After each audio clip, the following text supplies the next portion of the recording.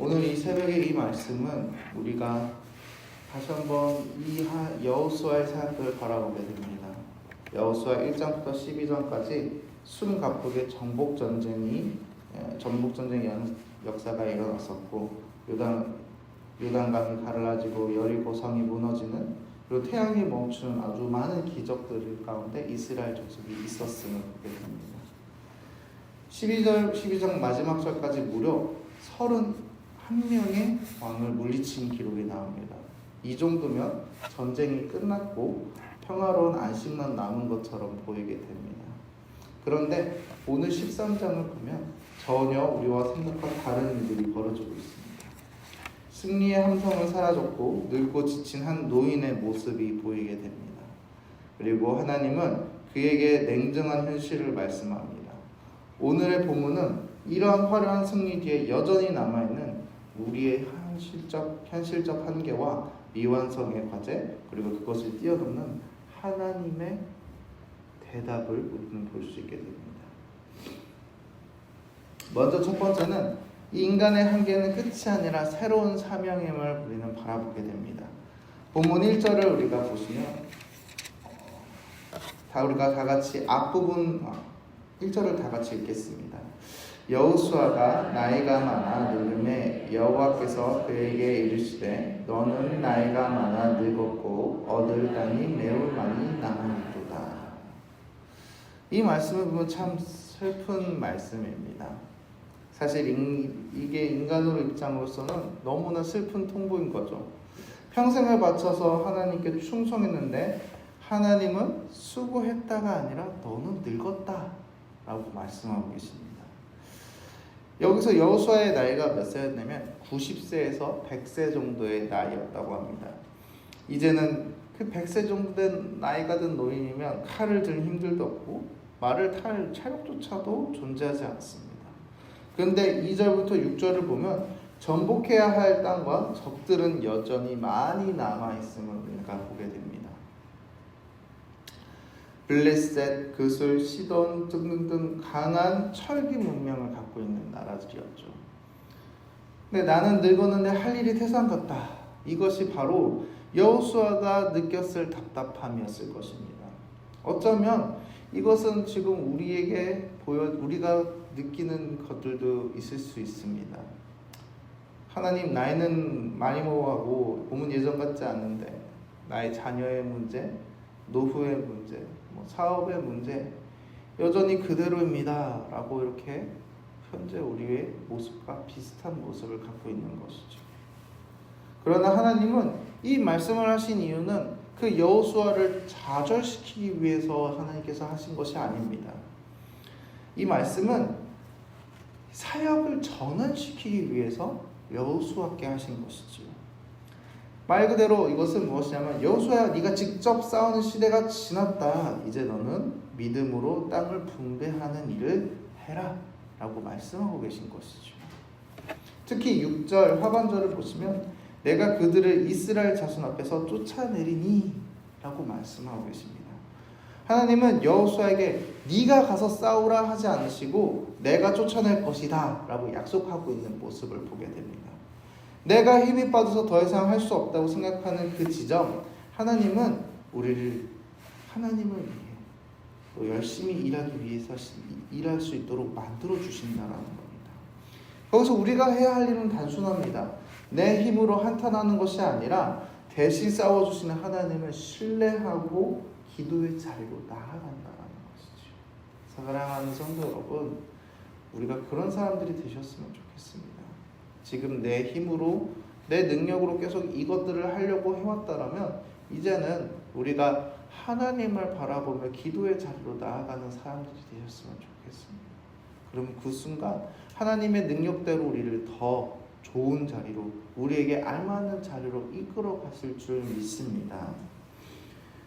이후 8절부터 12절은 요단 동편 즉 르우벤, 갓, 므낫세 반지파가 받은 땅에 대한 회고가 나옵니다. 그들은 비옥한 목초지를 얻었습니다. 그런데 13절에는 이 아픈 기록이 나옵니다. 13절인데요. 그술 족속과 마아가 족속은 이스라엘 자손이 쫓아내지 아니하였고 그술과 마아가시 오늘까지 이스라엘 가운데에서 거주하니라.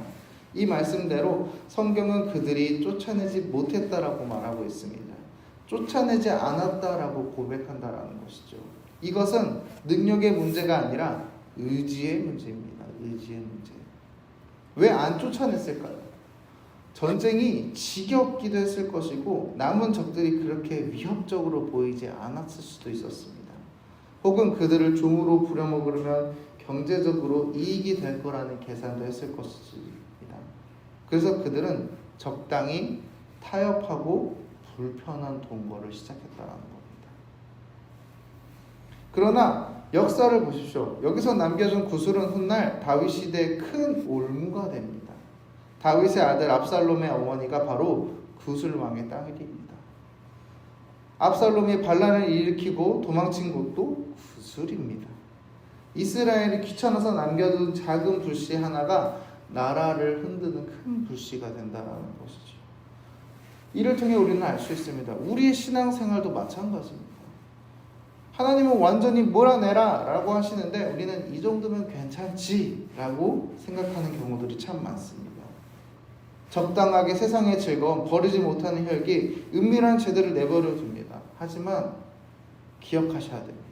내가 타협하여 남겨둔 그것이 언젠간 내 영혼을 찌르는 칼이 됩니다. 칼. 사랑하는 성도 여러분, 우리는 우리 안에 있는 구슬과 마하갓을 단호하게 끊어내시길 원합니다. 그것들이 언젠가 우리를 찌르고 우리를 불살르게 하는 아주 큰 악이 되게 될 것입니다. 지금 내가 타협하고 있던 것들, 내가 그저 괜찮지라고 생각하고 있던 것들이 있다면 이제 내려놓으셔야 할 때입니다. 이후 오늘의 본문의 결론, 즉 하이라이트가 나옵니다. 땅을 분배하는 이야기 속에 갑자기 땅을 못 받은 지파가 나옵니다. 14절인데요. 오직 레위 지파에게는 여호수아가 기업으로 준 것이 없었으니 이들은 그에게 말씀하신 것 같이 이스라엘의 하나님 여호와께 드리는 화제물이 그들의 기업이 되었습니다. 세상적인 관점에서 레위 지파는 실패한 사람들입니다. 남들이 다 갖는 부동산 등기 하나 없습니다. 노후 대책 하나 없어 보입니다. 그러나 성경은 그들이 가장 복된 자들이라고 말합니다. 왜냐하면 하나님께 드리는 예배가 그들의 기업이고 궁극적으로 하나님 자신이 그들의 소유가 되는 것이죠. 다른 지파들은 땅에서 나는 소산물을 먹고 살지만 레위 지파는 하나님이 주는 것을 먹고 삽니다. 이것은 무엇을 의미합니까? 바로 그들의 생존이 전적으로 하나님께 달렸다라는 것입니다. 바로 이것이 우리 성도들의 정체성입니다, 여러분. 우리는 영적인 레위인들입니다, 여러분. 세상 사람들은 통장 잔고와 아파트 평수를 기업으로 살고 있지만 그것이 없으면 불안해합니다. 그러나 우리는 이렇게 고백하셨으면 좋겠습니다. 나에게 땅은 없어도 만물의 주인이신 하나님이 나의 아버지이십니다. 하나님 한 분만이면 충분합니다. 사랑하는 성도 여러분, 이 고백이 있는 자는 세상이 감당할 수 없습니다. 늙어도 가진 것이 없어도 당할 수 없습니다. 왜냐하면 영원히 변치 않는 기업이 되시는 하나님이 우리 안에 계시기 때문입니다. 사랑하는 성도 여러분, 오늘의 말씀을 우리의 삶 속에서 적용하셨으면 좋겠습니다. 첫 번째로 나이와 환경을 핑계대지 않으셨으면 좋겠습니다. 그 속에서 일하시는 하나님을 바라보시는 여러분들이 되시길 원합니다. 두 번째로는 죄와 타협하지 않으시던 여러분들이 되시길 원합니다. 죄와 타협하는 순간 그 죄는 우리를 잡아먹는 불씨가 됩니다. 이 죄를 끊어내시길 바랍니다. 마지막으로 우리가 이렇게 고백하는 사람들이 되셨으면 좋겠습니다. 하나님 한 분만으로 만족하는 사람들, 영적인 레위인들이 되시길 원합니다. 우리가 그렇게 될 때에 하나님께서 우리와 함께 계실 줄 믿습니다. 기도하겠습니다.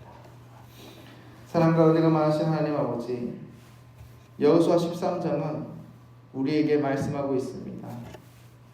나이와 환경을 핑계대지 않고 나아가길 원한다라고.